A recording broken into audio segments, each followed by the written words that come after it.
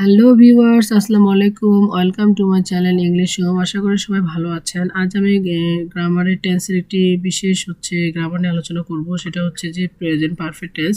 R present perfect tense is the most important tense, কারণ এই টেন্সটি writing থেকে শুরু করে সকল কিছুতে কাজে লাগে। আশা করি যে আপনি বুঝতে পারবেন প্রেজেন্ট পারফেক্ট টেন্স। তো প্রেজেন্ট পারফেক্ট টেন্স নিয়ে আমি আলোচনা করছি।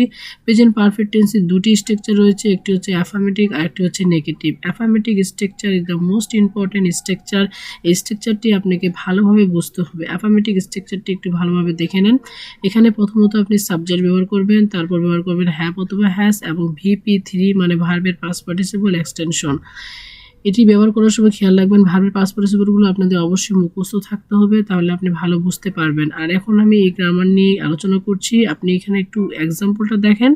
I have done the task. এখানে আমি হ্যাভ ব্যবহার করেছি কারণ এই স্ট্রাকচারে হ্যাভ, আর সাবজেক্ট ব্যবহার করেছি, ভার্বের পাস্ট পার্টিসিপল করে দিয়েছি এবং এক্সটেনশন ব্যবহার করেছি। তার মানে এখানে স্ট্রাকচারটি আপনি অবশ্যই গুরুত্বপূর্ণভাবে খেয়াল রাখবেন যে এটি যদি আপনি আনসারটা করতে যান তাহলে খেয়াল রাখবেন যে আপনাকে হ্যাভ অথবা হ্যাজ অবশ্যই ইউজ করতে হবে। এবং নেগেটিভ স্ট্রাকচার খেয়াল রাখবেন, হ্যাভ অথবা হ্যাসের পরে হচ্ছে নট ব্যবহার করবেন। এবং ইন্টারোগেটিভ করার সময় এটিও আপনি খেয়াল রাখতে হবে যে এই হ্যাভ বা হ্যাজটিকে সামনে আনতে হবে।